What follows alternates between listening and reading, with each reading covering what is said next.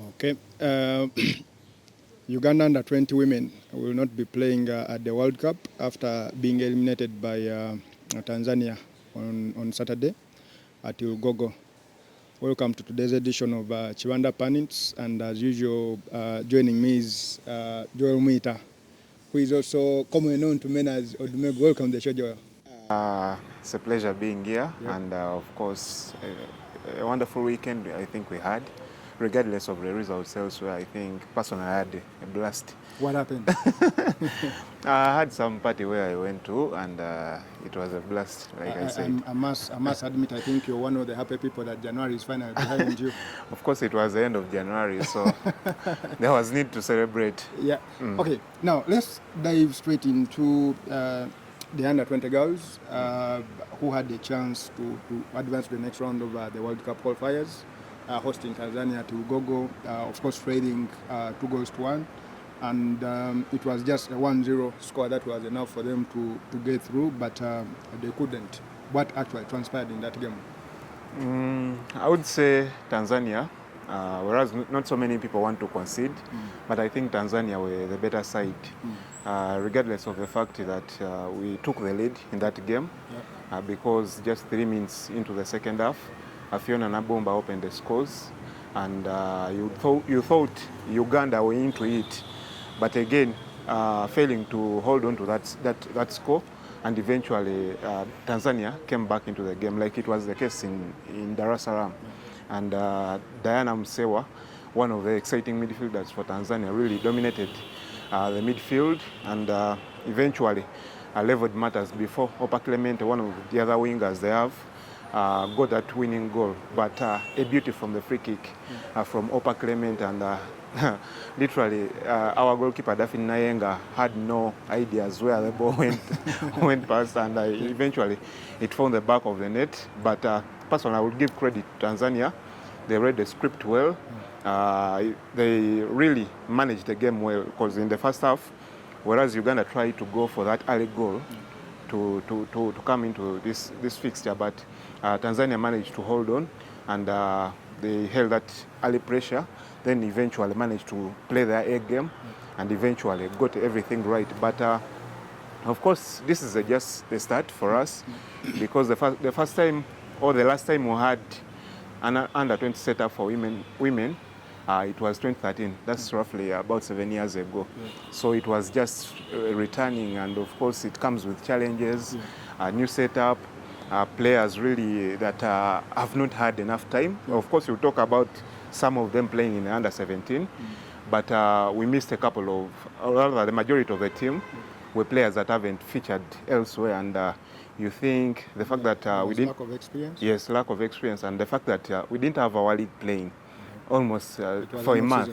Yeah, an off-season, and really it affected us. You would see in terms of fitness, Tanzania were miles ahead of us, and even the preparations themselves, because Tanzania had their team camp in Morocco for 3 weeks. Yet for us, on the other hand, we were in Njeru for about 7 days. So you'd really see the difference in the preparations, and credit to Tanzania for everything they did on the day, and going ahead to advance 4-2 on aggregate. They will face Senegal, who managed to eliminate Sierra Leone on the other hand. I think they won 1-0 on aggregate, because the second leg in Sierra Leone ended 0-0, but Senegal won 1-0 at home. So that's roughly it for us. And for Uganda, what is the major takeaway from having, again, these under-age competitions for women? Also, put it together with the fact that in the under 17, we're also facing Tanzania, who also make up almost the same team as this one. Personally, I think there are positives we picked from this game. Of course, like I said, this is the first time we're having an under 20 setup after 7 years. You believe if there is consistency, and these girls are playing almost in every other competition that is there, there will be chance for them to really get into the competition and get that quality, because every time that you're playing and facing maybe a tough challenge, you get to grow, and in the end, you become better. So personally, I believe we shouldn't frown on the fact that we've been eliminated, but we should pick the positives and know where to improve. Of course, it's also a learning curve for most of our coaches. They haven't been really exposed to this kind of competition. And Oliver Mbekeka, this was just on our second game in charge of the team. So personally, I believe there are more positives to pick than the negatives. Is there a project at FUFA to keep these girls together, to keep them competing, to get this kind of international exposure at least going forward? Yes, at least you would say from the start of the FUFA Women Elite League in 2015, at least there are deliberate efforts to make sure that these girls play regularly. First of all, we return to international engagements. Like I said, after 2013, the women's national teams were withdrawn from every other competition up to about 2016 when we returned for Sekafa. Then we played in the AFCON qualifiers against Ethiopia, but we were eliminated. We were invited to the COSAFA Championship in South Africa. Then we've had a couple of other tournaments, COSAFA that we won with the under-17, Sekafa happening across different age groups. So I believe there's a deliberate effort from FUFA to make sure women play football. And of course, like we mentioned here, most of the girls that are playing in the under-17 are the same that are playing in the under-20, and some also play for the senior national team. So you believe, for the moment, some are 16, and 16 you're playing at the senior national team. So within 4 years or 5 years from now, we shall have a formidable team that will be playing. Okay. Now, just to a little bit dive into, I think, the Premier League, where the so-called Muska won't manage. Fred Kawowo got his first win as Vipers coach in his second game, and it was quite an important win because a day earlier, KCCA had lost ground by losing to URA. It is now a 5 points gap. What does this say about the league challenge? I mean, the title challenge. First of all, it will be a sigh of relief for Kawowo. After just 2 games. Yes, because we all know the pressure that comes at 10. Actually, in that game against Onduparaka, there were a couple of fans that had placards with words written, Kawowo isn't meant for Vipers. So you'd really want him to get this result. And if he hadn't gotten such a result, probably there would be more pressure for him. Yeah. But a big result in terms of the title race for Vipers, because they had lost ground in their previous games, and the gap had narrowed to just 2. And of course, KCC losing to URA played to their advantage, and they used this efficiently to win on Sunday yesterday, beating up on Onduparaka 1-0. Of course, the performance is not as impressive as you want, but still the result comes your way, and you still have that advantage in the title race. So Vipers now have it for themselves. So, of course, 10 games to play. You never know what comes, but at the moment, you believe 5 points really, unless if they will bottle it up. But personally, I think they stand a big chance. Now, talking about KCC, KCC finds a lot of problems in beating URA. It doesn't matter really where they are playing. True. Is it a matter of a mental block, or is it that Simba just knows how to get the better of Mike Mutebi? It's not a mental block per se, but of course, considering the recent engagements these two teams have had, you probably think, actually I was looking at some of the statistics, and in the last 10 league games, cases have managed to win only 3, of course including that memorable drubbing, the 7-1 under Fred Nkata, but you believe it's been a tough fixture for either side over the years. Of course, URA in the past few years have been very competitive and winning a couple of league titles. So they had a formidable squad that would compete with KCC. But in the few years, they have gone a little bit down.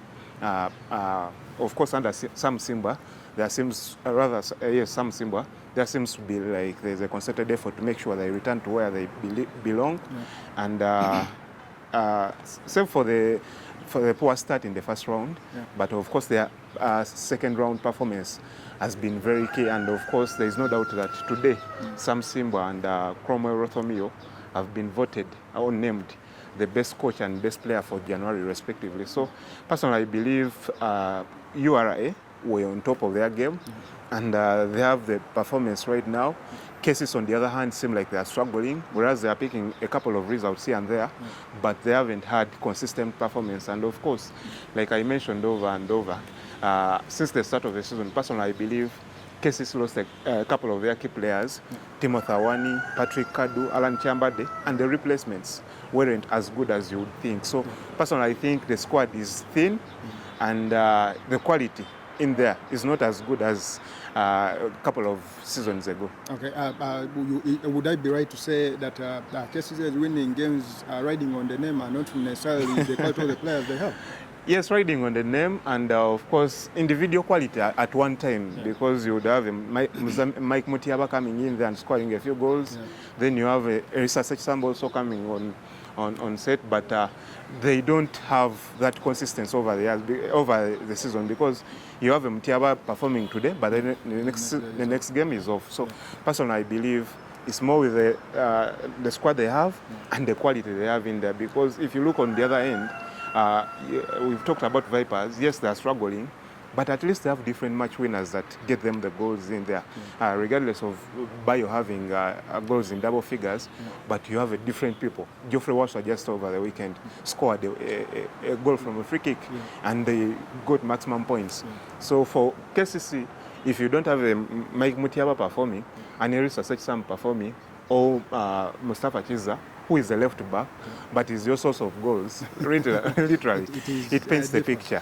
Okay, now I want us to talk about David Tizi that has got stuck in the mud somewhere, either in Kavumba or Wankulukuku. Express can't just put together 2 wins, and the pressure keeps mounting on George Simogere. And the rumors that are going around today is that he has been sacked. First of all, what is not right at Express, and has George Simogere been sacked, as a rumor circulating on the internet? Perhaps the VTs needs to visit the garage for now, because everything is not going as Express fans would want. But I think this has been written over the wall. For the few games Simogere has been in charge. Literally, we talked about it here last weekend. It's a case of 11 players chasing the ball, but literally you don't see anything on pitch, and there is nothing like there is progress from what Kefa Chisala produced in the few games he was in charge. So personally I believe everything is wrong at Express. The quality of the players is not that good. The coach himself doesn't promise like he will change something. So I believe everything is wrong, and it's more overdue for the sacking of the coach. Of course, they seem like they are taking their time, and they wanted maybe to see what he would produce, but seems like it's not paying off. Okay. You want to talk about KK, the chairman of the club, and at this point in time, is he to be with Mzei's campaigns that he's not taking Express forward at the moment, at least until probably the 2021 elections or something? Should be, because you would wonder the last time he made a public appearance at Express games, because when he had just come, he would almost watch every other game. But of course, you know, the Express fans, and whatever happens, there was a game I think that Kefa Chisala lost to Police that eventually led to his sacking. Kefa Chisala held the mic to talk to the public, but one of the fans, I don't know his name, but I know him by face, came and grabbed the mic of KK, and in the end, that was, I think, the last public appearance he made. So I think he decided to just pull back and watch things from the curtains. So personally, I think maybe he's taking his time, or he literally doesn't know what exactly is happening at the club, because like I said, he's been very distant from the club matters for now. Probably there is a management gap somewhere at Wankulukuku. Now, we want to switch our focus to the Uganda Cup. Of course, the round of 64 happened, I think, a couple of weeks ago. Yes, and the draws for the round of 32 were made today. And during that event, also the Uganda Cup for women I think FIFA Women's Cup. Yes. The Yes. draws for their round of 32 were made as well. And I think the biggest thing we can look at is the Kajans draw, the so-called giant slayers. Kajans drew AC Villa, but take us quickly through the round of 32 draws for the Uganda Cup. I should say most of the supposedly big teams have landed fair draws. Of course, with the exception of Express, who will Express play is not a big Maroons. team as such. We can excuse them. Express in them because they are joint top holders of the Uganda Cup, Yeah. 10-time winners. They play Maroons, of course a tricky fixture for them. But of course, talking about the Giant Slayers, Kajans United, they have been drawn against Sports Club Villa. But for Villa fans, they know this is a crucial stage for them because last season they lost to a certain Nkambi Coffee at the same stage, and they probably would not want to have the same scenario happening against Kajans United that has already beaten up on the big side. Of course, if you hear Kajans United, you probably think, yes, it's a regional team, but of course with a couple of names in there that have been tried and tested. There is a winger that played at Sports Club Villa last season. I'm forgetting the name. Then they have a Malay who scored the goal against Vipers. Then you have a goalkeeper that is also experienced as well. So probably you could hear the name and think it will be an easy task, but they have a couple of players in there that would cause problems for Sports Club Villa, and I think it's a tough one. Of course, Villa will be at home, but a tricky fixture for them because they've already pulled one giant down, and you probably think they would want to go miles ahead. But of course, the other fixtures, KCC will be at home to Bukedea Town Council, a FUFA Big League side, but they will play in Rugogo. Then Wakiso Giants will play Maida from Tororo. Yeah. Yes, Tororo, your home place. really. Probably you'll be rooting for that one. Yeah, of course. Then Malaba boys. Yes, Malaba boys. They have really been playing well, especially in the FUFA Big League. And they have a couple of names in there. Actually, their coach, Musafil Samadu, is the one who promoted Sadolin Paints a few years back. And he knows everything. And he knows everything, but he decided to move with some of the players that were at Sadolin. So you probably think it will also not be an easy fixture in there. Of course, the other teams that I can remember off Edia, Busoga United is out definitely. Same as Bull and Duparaka. Bugamba should be playing. Is it Muvara Boys? No, Mbarara City. Yes, also in there. So you believe fair draw for most of the teams. Of course, like I said, with the exception of Express and Villa, there is no all Premier League encounter at this stage. So probably we'll wait in the next round to see whether we'll have an all Premier League fixture. Okay, now I want us to talk about, of course, the women's draws. Of course, last season, Shimak shocked everyone to beat Lead Doves to that trophy. Lead Doves, you would say, were unlucky. But of course, talking about the draws for the women's side, are there some shock, what you would say, fixtures that people should really look up for? Not really, because at this stage, teams that are playing in the FUFA Women's Super League don't meet at this stage.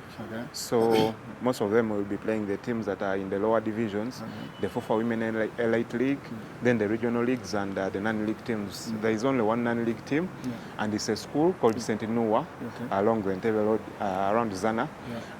But an exciting fixture that people should look out for is the one that has She Corporate, a team that is based in Nakawa at Mobs. They play a team from Bunyaruguru. Where is Bunyaruguru? Bunyaruguru should be in the western part of the country. I'm not sure whether it's in Mbarara or somewhere else, but that's where they will be traveling. Then Kampala Queens, a team that is owned by FUFA President Moses Magogo, will play against She Maroons. She Maroons is a team owned by the Prisons, and one of the exciting things about them is that they had won promotion to the FUFA Women Elite League, but of course at the start of the season there were changes, and with the introduction of the FUFA Super League, so they stayed in the lower division. But before the announcement of the changes, they had made a couple of, I should say, marquee signings. And the beauty about them is that they actually pay their players. No team in the women's division pay their players, but these are taken as professionals and workers of the force, and they are paid monthly. So most of the players decided to ditch the top tier league and opted to go and join Maroons. So you expect an exciting fixture between She Maroons and Kampala Queens. But of course the defending champions, Makerere, they play away against Amuria, somewhere I think in the northern region. Then Kawempe Muslim will also travel. So most of the teams in the FUFA Women's Super League will be traveling away. So those are the fixtures that we have, and they will be happening between the 22nd of January and 28th. Okay. Yes. Okay, we want to move away from football and head into basketball, given Moita lives in Mutungo, yes. Mutungo. Now, Mutungo is very near Namboole, and there's a team from Namboole that is signing everyone. I think that passes around Yes. Now, JK Dolphins is signing players for the women's team and for the men's team. As well. I think, of course, the women are champions. The men were underwhelming last season. I think they were beaten by Power in the first round. What do you make of the transfers that JK is making? I think they want to start their season as early as possible, because you see the recruitment, the season has just ended, but for them, they're already into the market. Of course, a couple of other clubs are also into the market, but not yet as JK. And for the women's side, bringing on Brenda Korn and Zaina Rokwameri really gives you a direction of where they want to go, and probably they want to dominate more like the City Oilers have done in the men's division. So you believe they are even becoming more stronger. Of course, with the addition of Zaina Rokwameri and Brenda Korn, one of the exciting players, and if I'm not mistaken, she was MVP the regular season. So you believe they are even becoming strong, and Freedom, I believe he has this vision of transforming them into a formidable team. And really, of course, the fact that they went and dominated in the regional championship, the Zone 5, and won that one. So you probably think they want even to go a notch higher and maybe test the waters at the continental level. Yeah, definitely. These are the two players that were part of the squad in Tanzania when they were winning the Zone 5. But of course, they failed to make the trip to Egypt to play the Champions Cup. Now, I want to look at Jekyll's main side. They put away almost 8 players.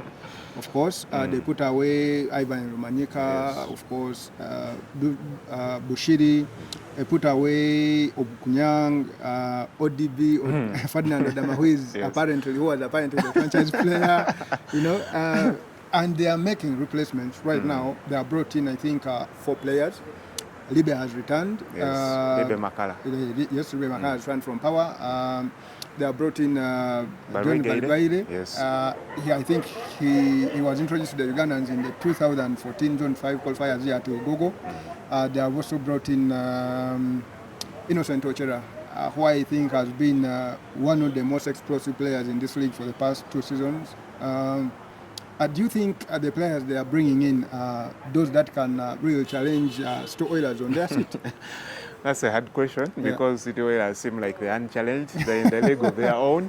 But of course, like I say, the vision of the owners of JKL, they really want to put up formidable teams that will compete every other time. Of course, like you said, they were underwhelming this season, where we expected them to perform really better. But if you see them doing the recruitment as early as possible, probably you think they have their target set at doing something better than they have done before. And like you said, Barugere, a player that featured, of course, for the Silverbacks before, and a couple of other players that they have brought on board, and you think they will make them a better team and bolster the squad to make sure they compete. Because besides City Oilers, you probably think the rest of the pack currently in their power. They are flattered to deceive almost every other time. You talk about KIU, they have literally lost everyone. Yeah. And the rest of the teams, Warriors is non-existent almost. So you probably think it's JK's time to probably challenge. To get into the final and challenge. To challenge City Oilers. Of course, UCU. Their project is still intact. I think they've only lost at this moment is Josh Maheta, who was not really a huge contributor last season, but of course he was an inspirational captain. I think he kept pushing those guys to compete every night. But of course, you wouldn't really push them to go and win, because we all know as UCU, whereas they are building a squad, in a few years they are losing their good players. So probably they have not had their strong team staying together for long. So you probably wouldn't push them to go for all the way to challenge City Oilers, who bring on a cream de la cream. Okay. Thank you very much, Joel. I want to give some shout-outs before we switch our focus to rugby. I want to look at all the people who are watching. Joseph Owino, you're locked in. Ernest Olupot, you're locked in as well. Solomon Mwesgwa, you're watching, saying thanks for the show. Ernest, after Joel's explanation, I have lots of hope in women's football in Uganda. Yeah, I think there is something good happening with women's football in Uganda. Maria Grace, I see you. You're watching. Thanks for the news. You're welcome. Elvis Muhima, you're impressed with Statman Joel. Thanks as well. Joel Gwaku, I see you as well. You're watching. Dennis Musali, who is a KCCA fan. Actually, I enjoy UCU. Actually, Dennis enjoys URA wins against us. Simba always celebrates in front of the KCCA bench. Simba has our number, and it is like the only game he looks forward to in the season. Of course, now switching our focus to rugby, of course, we have the rugby expert here. He's also a player, by the way, with the white smile. With the white smile, having won at the House of Pain, but of course they left with some bruises. Is that right? Not at all. Okay. We left the House of Pain unscathed, and I believe it was a good win for us, a much-needed win to kickstart our fresh campaign to the new season. First, take us through that game that has got you excited. For the first time, you were not here last Monday, and of course, you're back happy. First, take us through that game that got you excited for a Monday. Well, I'm very happy to be back. Last weekend was a bruising encounter against the Rams, but we went to Entebbe, the House of Pain, the new Entebbe Mongas ground by the lakeside, a very beautiful view of the lake. And I enjoyed being there. We went to Entebbe and came back with a win. A very, very close margin of 13-9, a 4-point game. But for now, what Pirates and the fans and the playing department all cared about was the win which they got. That lifts them from as low as they could have possibly imagined back to 5th place. Okay. Pirates had lost 2 games in a row, I think, before that. Yeah. How impressive were they? What was the strategy with which they approached Mongas, who we know are very strong in their forward line? First of all, playing at the House of Pain in Katavi is a challenge for a team that, like Pirates, which enjoys playing expansive rugby because it is a short and narrow pitch. So you're forced to adjust your strategy to a more contact-based strategies. But then Pirates, the technical team were very keen in their planning, and they devised a plan whereby Pirates were going to use more of the backdoor hind row kind of play as compared to the straight head-on running of the backline, which opened a few gaps. And it also worked in a way for them that the try which Pirates scored came off a break in the line, a tackle completed, but the Mongas players were caught offside, and a quick restart from William Nkore at fullback. At that point, all he had to do was scratch and take a quick dash and dive and score the try. So I think the strategy was to make sure that we keep the possession as much as we can, and then starve Mongas at their game by frustrating them with strong and dominant tackles, which I believe we did well. Okay, I want us straight to Jinja, where Hippos were hosting Rhinos. These were two troubled sides. They had lost the previous games. The previous games, yes. And they were, I think, languishing, only bettering Impis. Okay, only bettering Arrogance, if you want to say. Yeah. They go to Jinja, and Hippos pile more trouble in Rhinos. Is this the start of something special for the Hippos? I think, first of all, we need to give a very, very massive applaud to the Ginger Hippos for the win and for the good campaign that they have. For a team that haven't spent, could I say, 3, 4, 5 years in the league, to be giving once title contenders a run for their money is a very good performance. And we must give some credit to the organization at Dam Waters and also the technical team, which is being led by a national team coach, Robert Seguya. So they are playing very well, very good rugby, and they're able to score. But the most important thing is their fight up to the death. First half ended 5-5, and Rhinos were the first to strike in the second half. You'd think that at that point Rhinos are now in the driving seat, but 4 unanswered tries from speedster Dennis Etao, then we have the captain, and then also another try.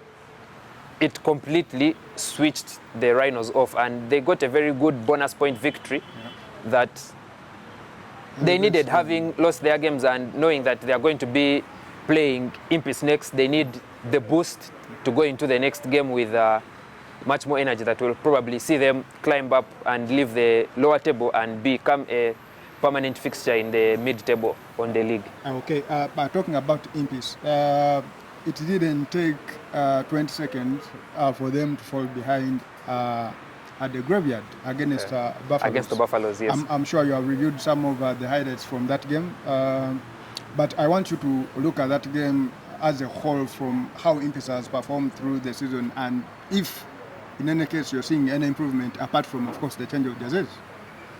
First of all, Impis is a side that have a slow start to the game. The only time I think they had a much, much stronger start was against the Pirates, where they held on to a 15-10 in the first half, and then they let loose in the second half. But against all the other teams they've played, at kickoff, they concede points within the first 10 minutes. And it tells a lot about their performance. And you'd think that the technical team have worked on that, but with the return of their players from holiday and from injury, nothing has changed. At kickoff, immediately after kickoff, they concede a try. The next restart, they concede another try. And it's saying a lot about their defense, that they are being caught unaware, despite doing so well in the set pieces and the defense in organized play. They are being caught unaware in open play and in breaks. Which they have seemed not find a solution to. And I think Buffaloes did well for that win, and maybe they needed to stamp their authority as they go into the tougher fixtures towards the end of the first round. Would you say Impis are going to fix these issues at least by the start of the second round, or they are just ready to go back where they came from? I believe Impis can see life in the Nile Stout Premier League becoming harder and harder, but I know that they know their closest line is defeating fellow Makerere-based side, fellow Makerere-based side Rams. That will have to be done home and away. So it could be their closest lifeline, but with how Rhinos is struggling, their only win coming off against them, you would think that maybe Impis have 3-4 wins in them for the next round, but it will all come to putting the results on the board, and we cannot speculate on their chances in the second round, coming to the second round. Okay, let us go and have a look at the top of the table. Of course, Rams had a fixture moved from Makerere to Chadondo. Yeah. And it didn't go quite well for them as Heathens, of course, the defending champions, literally ran over them. First of all, is there anyone who is going to slow down Heathens? Heathens is operating like a well-oiled machine at the moment, and they look to be having all their boxes checked in all departments, especially with the forwards playing so well and the backline scoring the points. But I would like us to look at how Heathens are getting the points on the board. All their tries in the first half came from their forwards, and then having got the work done, the backline started getting also some points on the board. It shows that they are playing well as a unit, and you can see that their journey to defending the title is almost like a straight one. But I believe that Cobs is not far off. They are just close enough, and the first game ended 6-0, so it's not almost a sure win for them. They played against Pirates, who are having the worst season they can imagine, and they could only win with one try. So we can say that the journey is still on, the fight is still on, but they look to be in the driving seat at this point. And if they can continue winning, if they can go the first round unbeaten, then it's going to be more or less done and dusted for them. Okay, and across the road, there was Warriors playing Cobs, and of course, that is where I want to start the focus for. Before we wrap up rugby, you have reviewed some of the highlights from I think 2 games, and you actually were part of one. What did you make of the officiating, or what do you make of the overall officiating in rugby? I think first of all, let's begin with officiating in general. That a lot of foul play, a lot of indiscipline players are getting off with a lot of indiscipline. We could say high tackles, we could say being offside, we could say the bros and the fighting. Players are getting away with it because they know they're not going to be punished by the referees or in the events that follow the matches. So we could say that that's a negative on the side of the referees. But then also we are seeing some really controversial decisions by the referees and action continuing, but still there's nothing being done to correct some of those mistakes that are being made in the referees in the games. I, for one, as a player, think that when the referee is bad, he's bad for both sides, and both teams will get affected. So the bad decisions being made are affecting the weaker team more.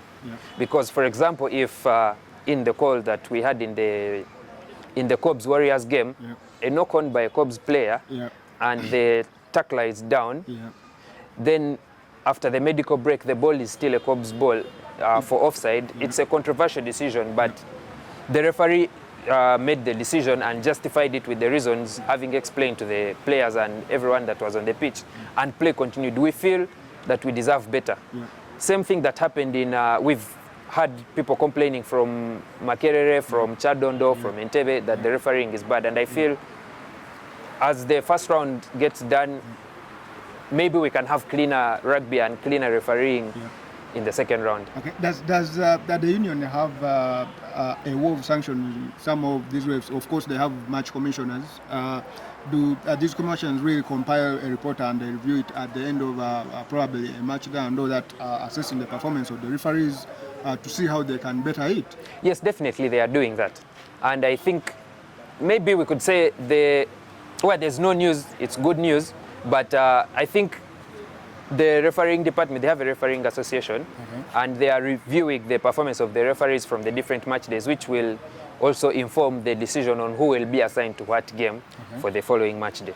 Okay. I would like to also highlight something about the 2 things actually. One is for women's rugby. The women's central region Rugby 15s League kicked off over the weekend, and we saw the Black Pearls get their first ever 15s rugby win against the Thunderbirds. It was a 10-13 victory, and in the new format, we have new teams from Entebbe, 2 new teams from Entebbe, and it's promising to be a very, very good season for the 15s rugby in Uganda, as they are also now back into national rugby.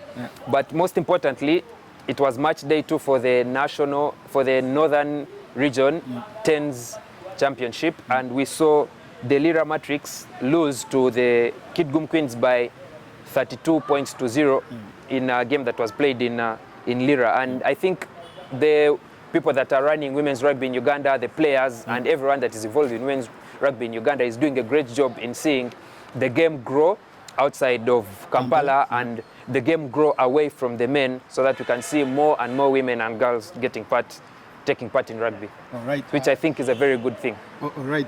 Thank you very much, Ernest, for this show.